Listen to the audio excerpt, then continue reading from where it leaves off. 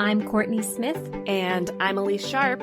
And we are two Shakespeare nerds who decided to make a podcast about our love for Shakespeare. In this podcast, we will tackle as many dimensions to Shakespeare's plays as we can by looking at the text, examining the historical context in which it was written, and how the text is viewed through modern lenses of feminism, racism, classism, colonialism, nationalism, ableism, all of the isms. We will discuss how his plays shaped both the past and present, and, as actors, how his plays can be responsibly performed today. All while trying our best to approach his works without giving in to bardolatry. So, Shakespeare Anyone?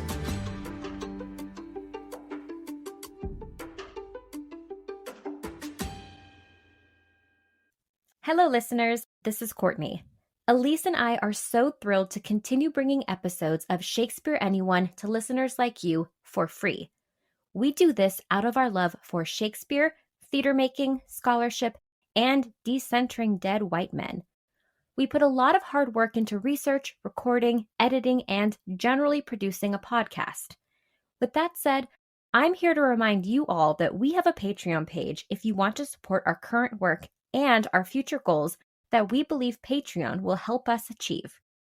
We've created a variety of support levels and continue to create exclusive bonus content for our patrons on a monthly basis.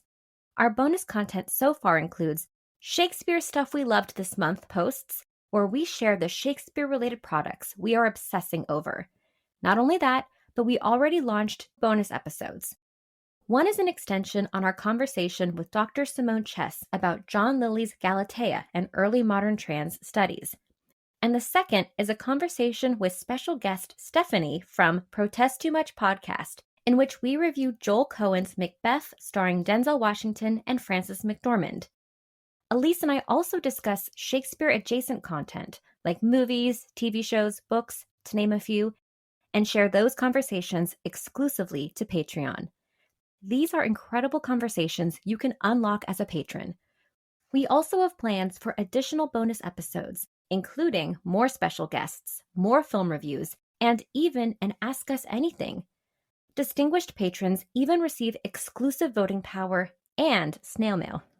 If you would like to join us and support the production of this podcast, or just check out the Shakespeare-themed names we've given the support levels, head to patreon.com/ShakespeareAnyone. The link will also be in our episode descriptions. And if you like what you hear, Elyse and I would greatly appreciate it if you could rate, review, and follow us on Apple Podcast and Spotify. Your review might even make it on an episode. When you're done, be sure to follow us on Instagram and Twitter, and then tell a friend. Word of mouth is our best form of advertisement.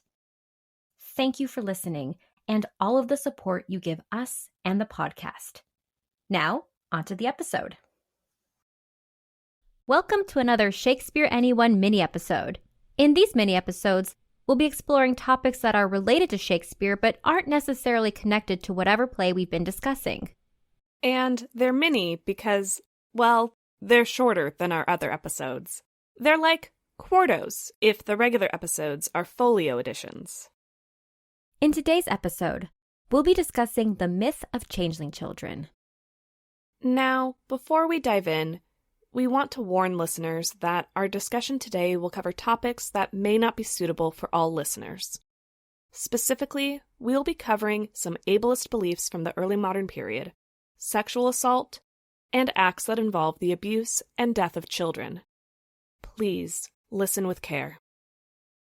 We also want to start off this episode by highlighting some disabled creators who are educators and advocates for accessibility, inclusion, and rights for disabled people. Imani Barbarin at crutchesandspice.com or at crutches_and_spice on Instagram, TikTok, and Twitter. And Katarina Rivera at katarinarivera.com or at blindishlatina on Instagram. The myth of changeling children is a belief found in many cultures throughout history. But as this is a Shakespeare podcast, we are going to mostly focus on its appearance in English fairy folklore. Scholars believe that English fairy folklore, and similar folklore in other cultures, comes from a need in early civilizations to explain what was then otherwise unexplainable. The changeling myth was used to explain a wide variety of mysteries surrounding pregnancy and childbirth, most notably disabilities or differences that are apparent at birth or in early childhood. Narratives that described fairies who stole mortal babies and substituted changelings in their place were recorded for the first time in England during the 16th century. According to Mary Ellen Lamb's Taken by the Fairies, Fairy Practices and the Production of Popular Culture in A Midsummer Night's Dream, these narratives were able to explain, quote, various physical changes in infants or even their mysterious deaths, capable of covering a wide range of very different circumstances, from natural death to culpable accident to intentional murder, unquote. Lamb notes that changelings may also have been used to excuse or cover up other quote-unquote mysterious circumstances surrounding the birth of children, such as those conceived out of wedlock. Just as the old shepherd in Shakespeare's Winter's Tale represents Perdita as a changeling child left by fairies, changelings may also have existed as an unspoken, cross-cultural, cross-class agreement to willfully ignore or obfuscate the truth of the circumstances involved in the conception of a child. Lamb suggests that such changeling myths could also have been used to cover up the result of consensual cross-class relationships and not expose or scandalize a higher-class individual for a consensual relationship with an individual from a lower class. However, changelings could also explain non-consensual conceptions, such as pregnancy caused by sexual assault committed by a higher-class individual against a lower-class individual. In the case of Perdita in Winter's Tale, the old shepherd's claim that Perdita is a changeling may serve to provide Perdita with a socially acceptable narrative for her illegitimacy, while sparing her lifelong shaming associated with being born to an anonymous woman out of wedlock. It also spares further questioning of the identity of her unknown mother and allows the old shepherd to assert himself as Perdita's father or father figure. The fairy gold he describes is likely payment that was offered by Perdita's biological mother and or father to any kind stranger who would take the infant and promise to care for her. The old shepherd's white lie depends on the solidarity and agreement of the community to accept this explanation of Perdita's origins, and we can see these sorts of white lies depicted in other early modern works outside of Shakespeare. In The Wisdom of Dr. Doddypole, an anonymous work published in 1600, a servant named Haunts reveals that the fairy gold found in the shoes of servants was not just a mythical reward for good housekeeping, but was also understood as a system of bribery used to ensure Haunts's silence about the clandestine, late-night visits of his mistress's wealthy lover. According to Lamb, quote, the passage raises the possibility that the euphemism, going to see the fairies, indicates illicit sexual activities that may have been widespread enough to be readily understood by a contemporary audience, unquote.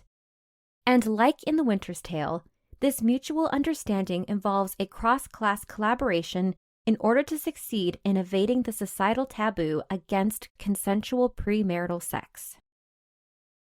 The 1628 anonymous prose pamphlet, Robin Goodfellow, His Mad Pranks and Merry Jests, also uses fairies to cover up premarital sex, although the consensuality is far more debatable. Robin's mother is described as having been visited multiple times by a fairy at night who, quote, forced her to dance with him, leaving her silver and jewels at his departure. When she became pregnant, his visits ceased, unquote. While in this story, the father is determined to indeed be a fairy, this experience evokes a predatory, non-consensual experience that was common, quote, at a time when serving girls were often perceived as fair sexual game by their masters, unquote. As such, ascribing non-consensual sexual acts to a fairy can be seen as a community agreeing to protect the victim of sexual assault from further trauma. Lamb notes that, quote, it is not difficult to understand why a traumatized victim of sexual assault might be unable to identify the assailant. It is even less difficult to understand why victims might fear the repercussions of identifying an aggressor who, if named, might do them further harm, unquote. As the changeling myth provided protection to victims in these situations, it can also be read as part of a grieving process for parents who experienced infant loss or the death of a child in early childhood due to then unexplainable reasons. Unfortunately, fairy tales where scholars can easily determine a specific congenital disorder as the cause for the changeling myth are rare. However, both Lamb and Susan Schoon Eberle's Fairies and the Folklore of Disability, Changelings, Hybrids, and the Solitary Fairy describe how traits associated with metabolic conditions such as phenylketonuria, or PKU, do seem to match the descriptions of changelings. PKU is an inherited metabolic condition that results in a decreased ability to metabolize the amino acid phenylalanine, or Phe. Phe is found in all proteins, most foods, and in artificial sweeteners. An inability to metabolize this building block of protein causes Phe to build up in the bloodstream and reach toxic levels. According to the National PKU Alliance, quote, "The damage caused by toxic levels of Phe in the first few years of life is irreversible.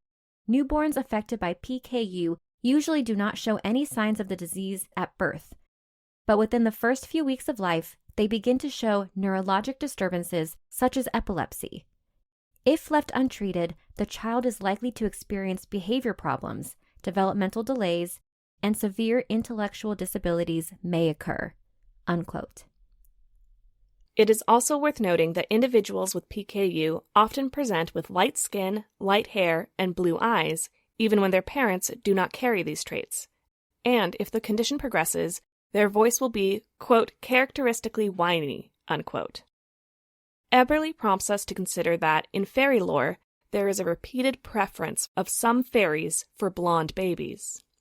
Quoting Sir John Rhys's 1901 work, Celtic Folklore, Welsh and Manx, quote, "The fairies steal nice blonde babies. They usually place in their stead their own aged-looking brats with short legs, sallow skins, and squeaky voices," unquote. From an early modern experience, a parent would give birth to an apparently healthy child and within weeks to months see unexplained vomiting, seizures, and other symptoms. Today, newborn testing allows doctors and parents to identify individuals with PKU and start treatment early. With early treatment and avoiding foods high in Phe, individuals with PKU can expect normal development and lifespan. In the early modern era, PKU and other metabolic disorders could lead to failure to thrive, starvation, and death of the infant if their condition affected their ability to receive adequate nutrition. In these instances, it is very easy to read changeling narratives as the first stage of grief. Denial, the idea that the child who died was not their real child, and instead their child was stolen and a fairy child was left in the child's place. Their real child is alive somewhere. This reading is very compassionate towards parents who lose a wanted child. However, some changeling myths also point to more sinister behavior by parents who believed their real child had been taken by fairies. Like PKU, there are a multitude of disorders that do not necessarily present at birth, but start to become apparent weeks, months, or years after birth. These include progeria, autism spectrum disorder, cerebral palsy, spina bifida, homocystinuria, and mucopolysaccharidosis such as Hunter's and Hurler's syndromes. Eberle notes many tales from Britain and Ireland describe changelings as creatures who must be tricked into revealing their true nature, often by force. Tales describe parents attempting to make the changeling child cry in order to recover their human child. And, to try to accomplish this, parents would physically harm the child or abandon them. Stories describe parents dumping children believed to be changelings into newly dug graves, seating them on heated shovels or throwing them into hot coals, or bathing the child in, quote, "a potentially lethal solution of steeped foxglove leaves," unquote. Other stories describe children being left out to die, such as leaving the child on the beach below the high water mark at low tide, or on a dung heap, or under a stone. In these tales, according to Lamb, blaming the fairies offered the parents a, quote, socially acceptable form of infanticide as a means of managing a situation that seemed, or perhaps actually was, impossible." Unquote. Robert Willis, who was an age and socioeconomic peer of Shakespeare, wrote in 1639 that there was an anecdote surrounding his birth and near death in infancy, where a few days after his birth, he was taken from his mother's side and stuck in between the head of the bed and the wall, which caused him to suddenly and fiercely cry out. He notes that if he had not cried out, the women attending his mother during and after childbirth, quote, "had a conceit that I had been quite carried away by the fairies they know not whither, and some elf or changeling, as they call it, laid in my room." Unquote. Willis's narrative shows that the myth circulated among the middle classes, though perhaps his mother's midwife was of a lower class. Lamb notes that, quote, "his use of the word conceit indicates his perception that the women attending his mother were well aware that his near death had nothing at all to do with fairies. If Willis had died, the fairy narrative would have deflected blame from the mother and her attendants." Unquote. This sort of blame-deflecting narrative appears in Marlowe's Dido, Queen of Carthage, in which the nurse presents a fairy story as an excuse for her temporary loss of Dido's son Ascanius. However, Dido does not accept the nurse's explanation for the missing child. This depiction serves to prove Lamb's notion that for all versions of changeling myth, the community must come together and agree to the changeling explanation for it to work. As late as the 1800s, we have records of individuals attempting to use a changeling myth as explanation and the community refusing to support the assertion. In the instances where changelings were accepted as explanation, it was due to the community agreeing that fairies were the best explanation. Either they are choosing to actually believe fairies as the actual reason for a child born to an unmarried parent, or for the abandonment or death of a child, or they are coming together to ignore evidence of socially unacceptable premarital sex or to refuse to assign blame for harm done to an infant or young child. With this context in mind, how can we as modern readers or performers or audiences understand the changeling child in A Midsummer Night's Dream, or the description of Perdita as a changeling in The Winter's Tale? The changeling child is described as a child of both a votaress of Titania's order and of an Indian king. Is it possible to consider the child as a result of a sexual assault? And how does that drive Titania's desire to keep and protect it? What changes in The Winter's Tale when we consider Perdita to be a disabled person? We think these sorts of questions are worth sitting with. Thank you for listening. I'm Kourtney Smith. And I'm Elyse Sharp. This is Shakespeare Anyone? Thank you so much for listening to Shakespeare Anyone. Works referenced in this episode are available in the episode description. Our theme music is Neverending Minute by Sounds Like Sander. If you would like to support us, it would help us out if you would hit the subscribe button, like us, leave a comment, write a review, share us on social media, tell a friend about us, all the things. We'd appreciate it. You can also support the podcast at patreon.com/Shakespeare Anyone. Patreon patrons get access to exclusive bonus content throughout the year. The link is also in the episode description. For more, you can visit our website, shakespeareanyone.com, follow us on Instagram at ShakespeareAnyonePod, or Twitter at ShakespeareAnyone. For Twitter, that's Shakespeare Any and the number 1. Every other platform is spelled out like the name of the podcast. Now, because you listened all the way to the end of the credits, here's a completely random Shakespeare quote for you.